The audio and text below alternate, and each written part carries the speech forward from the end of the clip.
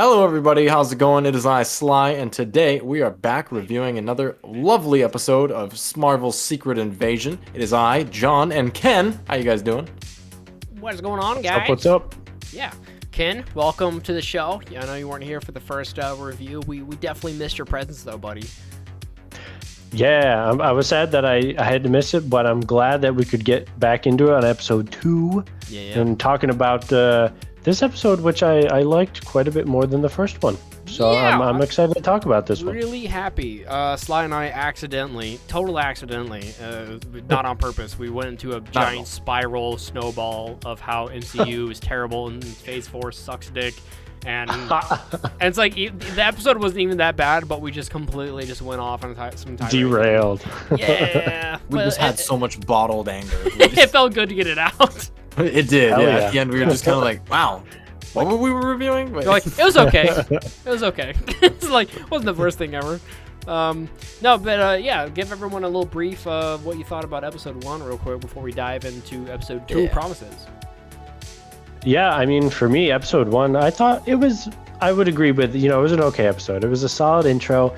I thought the ending was a little weird because it felt a little abrupt, but I think what they're setting up, like the concept wise, I think all was pretty interesting. They're definitely going for a very like spycraft, like, espionage type feel with a lot of the setting.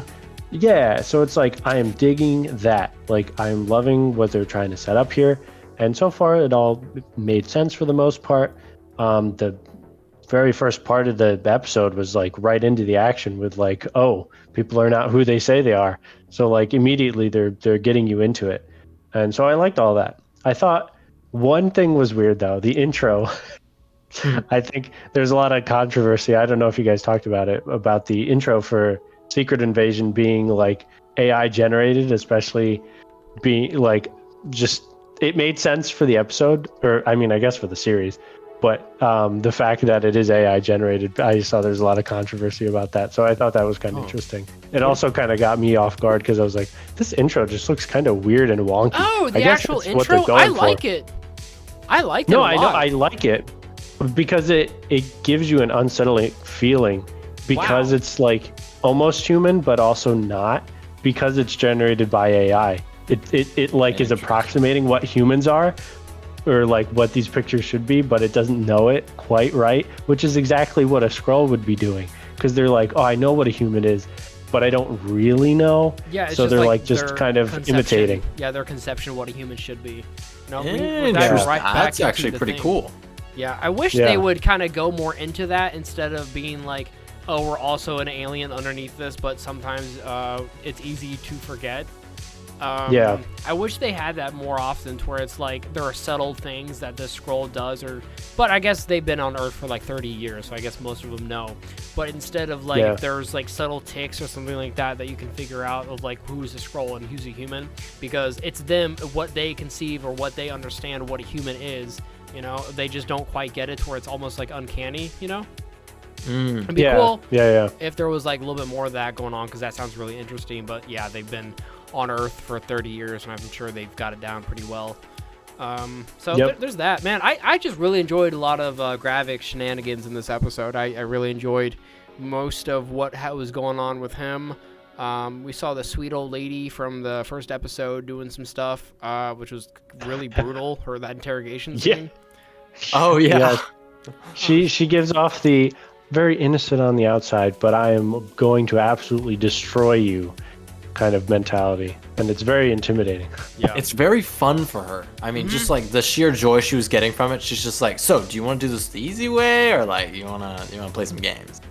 Yeah. And it's like, oh, okay, like what kind of games you have in mind? And then I see the little clippers in her hand. I'm like, oh, okay. Yeah, damn. Some bad shit going on. Absolutely. It was weird. Didn't get a whole lot of Ben Mendelsohn in this episode either, but stuff between the train scene was good though at the beginning. That was like really good too.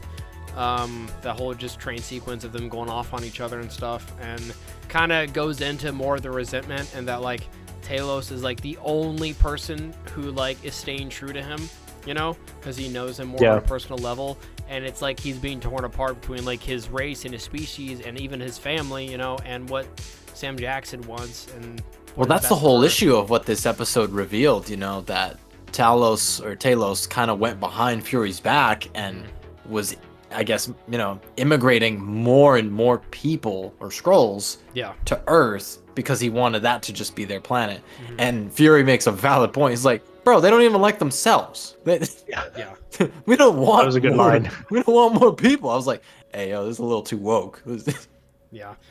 He's onto something here. Hold on. It's kind of wild how Captain Marvel has not gotten involved in stuff. I did like the reference they made, or like, should we call the group, like, is it that serious yet? And it's like, no, it's not. But it's like, you know, it's close to fucking world nuclear holocaust again, you know, so I guess it's not that big. But then Fury makes that point about how he doesn't want them to get involved because of the repercussions that would have if Skrulls then assimilated one of them. Yeah, but isn't that like lead like to the one character, the Super Skrull, who can like actually duplicate powers, but like the normal Skrull can't do the powers, but they can only do the presence? I believe I don't know if they're gonna go that route.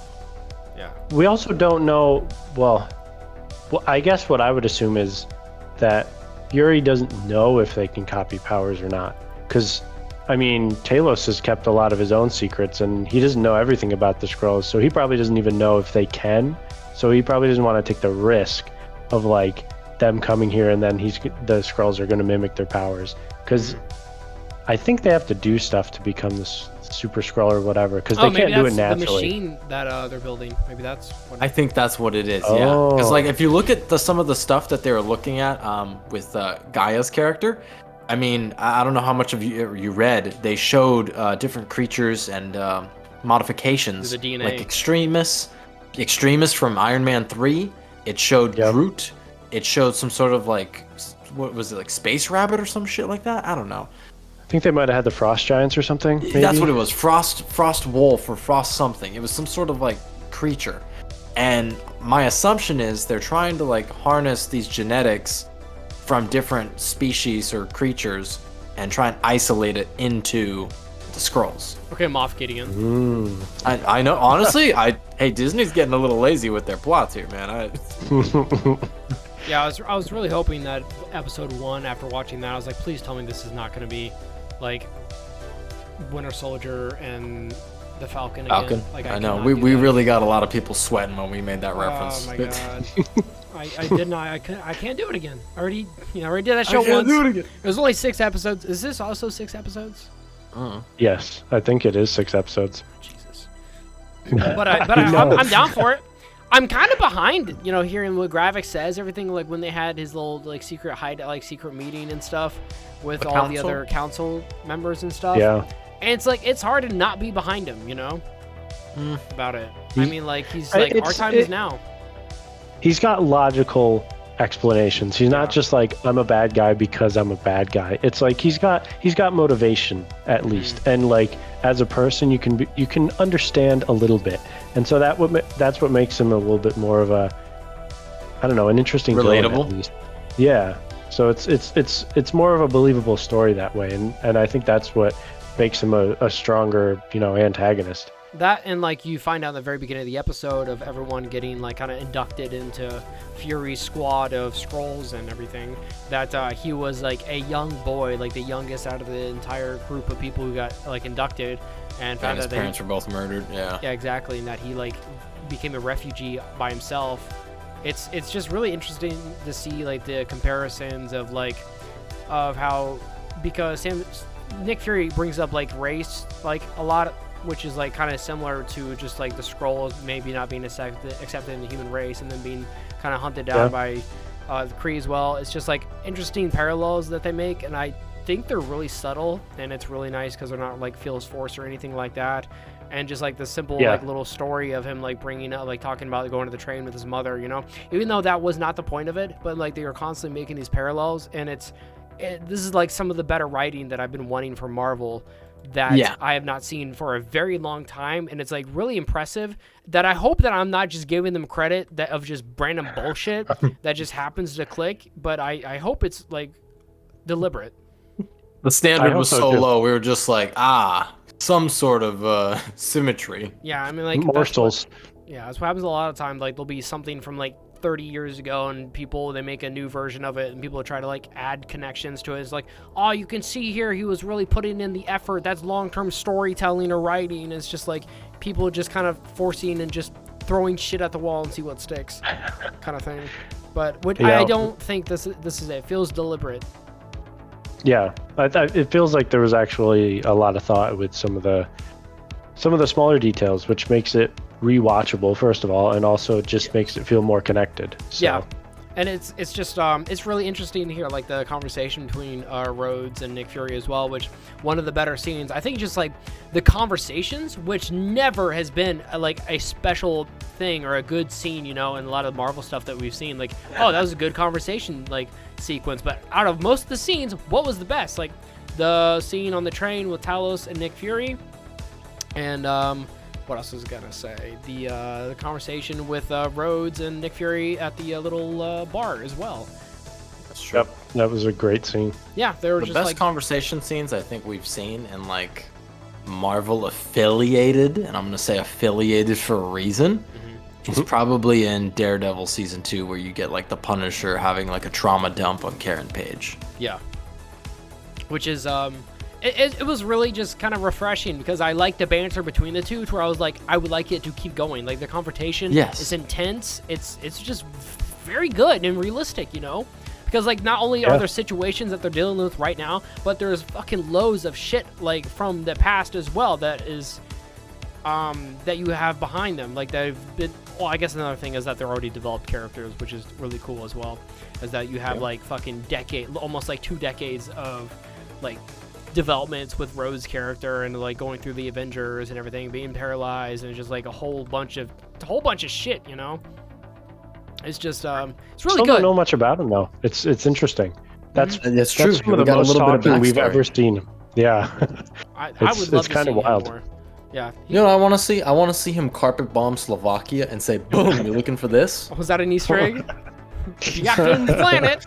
Forgot about the Have you guys seen the Captain Planet shit he did? Yes. Yeah, I know what you're talking about. That's funny. I loved Captain Planet when I was a kid. That shit was awesome. That shit was good. It was like good. It was like Peacekeeper G.I. Joe. It was pretty funny. That's really what it is. Yeah, it was great. It's probably the same animators. No, but yeah, this episode was like a lot better. I'm really happy about it. Great action scene of Gravik coming in, being all stealthy and shit, and killing dudes. Yeah, it was that great. torture scene too. Yeah, intense. Very good. This episode had like a lot of, I think, a few things going for it. Pacing was actually good. It was not sporadic. It was pretty linear. We saw quite a few different like plot lines going on at once, and then like converging. I loved it. Yeah, I'm super impressed with the episode. I'm surprised by like how good it got. I'm really looking forward to watching episode 3. Yeah, it was just good. Just like every scene. There's the beginning bit where they did their little induction. I thought felt a little weird, and I wasn't a big fan of that. But it was whatever. I wasn't a fan of that or the Maria Hill funeral kind of thing either. Oh yeah, it felt. I'm still upset that was a thing at all, because like I feel like her death was so unnecessary. Yeah. I mean, like, I felt like he had enough motivation already and stuff like that with, like, oh, I need to get revenge now. It's like, it's not about you, though, like, fucking Nick Fury. It's about the goddamn refugees, But that's kind of what it turned into, especially with his conversation with Rhodey. Remember? He's like, man, I'm Nick Fury. You can't tell me no.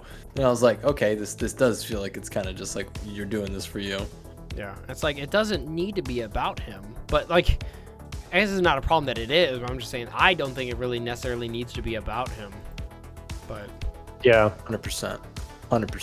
It just feels a little weird, like how he was confronted by Maria's mom, I'm assuming. Yeah. And she's like, "Were you there? Like, don't make it about nothing." And it's like it just feels so like weirdly like it's about him. Like, he needed the pep talk. The fucking 75-year-old man needed the pep talk from the mother, who's probably fucking younger than him. And it's like, the young upstart agent, 75-year-old Nick fucking Fury, who was in World War II with the Howling fucking Commandos. He needed the prep. He needed the pep talk. Like, what? Like... No, I do agree. That scene felt a little off. When So that one funny. came on, I was like, what happened here? Like, where are we? But yeah, I enjoyed the episode, like, for the most part, besides my random bitching. Does it bother anyone else how fucking old he is? It doesn't I'm bother telling you, me. I was great, getting though. a lot of Shaft vibes with this episode, man. Just- He's kind of a shit agent. They're all right, too. He should be fired. I mean, You know, he is 100%. kind of shitty, though. The fact that he hasn't found a new homeworld for them yet. It's terrible. Come on, Manny. He like, how long does it take? he should be like, get off his ass. He's like, no, I'm just gonna kill them all here now. It's like, no, like, go tell them you're gonna, like, go out there, get a goddamn ship, and go look. Or give them fucking spaceships. Like, send them out. Just be like Captain Marvel. I need like 2 days of your time. Just go look for a planet. Yeah, exactly. It's like, I need come on. you. There's plenty of motherfuckers that Be can go in fine. space. Plenty, right? Yeah, seriously. Oh, yeah. But I'm willing to bet this has to do with what that one lady that was at the council with Gravik was pointing out, that, you know, their race being persecuted was kind of their own fault because they were so eager to go to war about it. And hard-headed and still, yeah. Yeah. Yeah. And truth be told, I mean, that's like Gravik in a nutshell, too. So Too it's like, hard-headed. okay, well, Yeah.